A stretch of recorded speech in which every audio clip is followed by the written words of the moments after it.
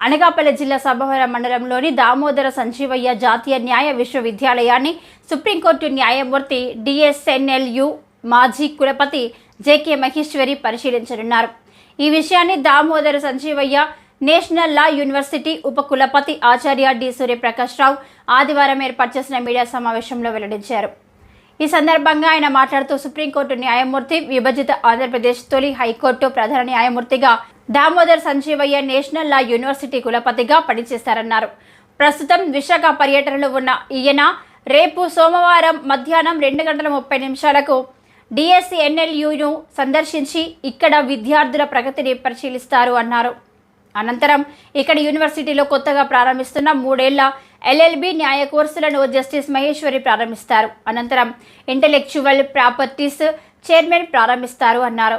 అనంతరం ఆయన న్యాయవాద వృత్తి, న్యాయ విశ్వవిద్యాలయాలు, కళాశాలల పాత్ర అనే అంశంపై ప్రసంగిస్తారు అన్నారు.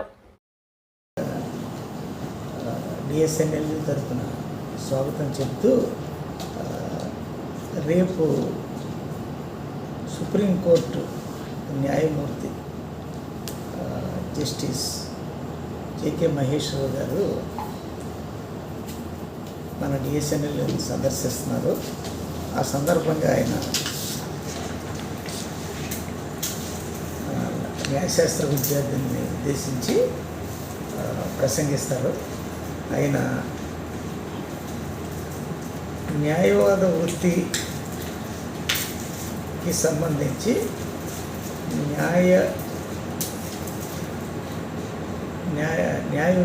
విశ్వవిద్యాలయాలు కానీ న్యాయ కళాశాలలు కానీ వాటి పాత్ర ఏంటి, ఒక స్టూడెంట్ని ఒక పరిపూర్ణమైన అడ్వకేట్గా ఎలా చేయాలి, న్యాయ విశ్వవిద్యాలయం పాత్ర, న్యాయ కళాశాల పాత్ర గురించి ఆయన మాట్లాడతారు.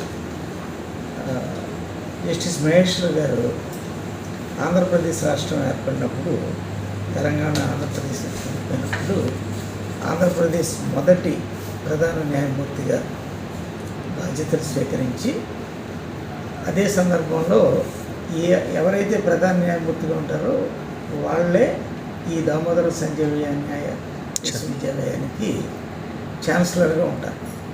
సో ఆ సందర్భంగా ఆయన కూడా మన విశ్వవిద్యాలయానికి ఛాన్సలర్గా ఉన్నారు. అప్పట్లో ఆయన ఒకసారి ఈ విశ్వవిద్యాలయాన్ని సందర్శించారు.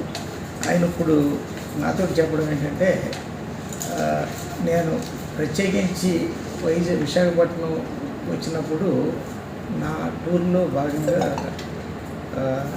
ఈ కొంచెం వెనకబడి ఉన్నాం. ఇప్పటికి ప్రస్తుతం ఈ సంవత్సరం 39వ ర్యాంక్ వచ్చింది. అయితే మనం దాని గురించి సరిగ్గా ప్రొజెక్ట్ చేయక, మనకున్న డేటాని, మనకున్న వనరుల్ని వాళ్ళకి చెప్పగలిగినప్పుడు ఆటోమేటిక్గా ర్యాంకు మనకి వస్తుంది. అదే సందర్భంలో ఆంధ్ర యూనివర్సిటీ న్యాయ కళాశాలకి నేను ప్రిన్సిపల్గా ఉన్నప్పుడు 10వ ర్యాంక్ వచ్చింది.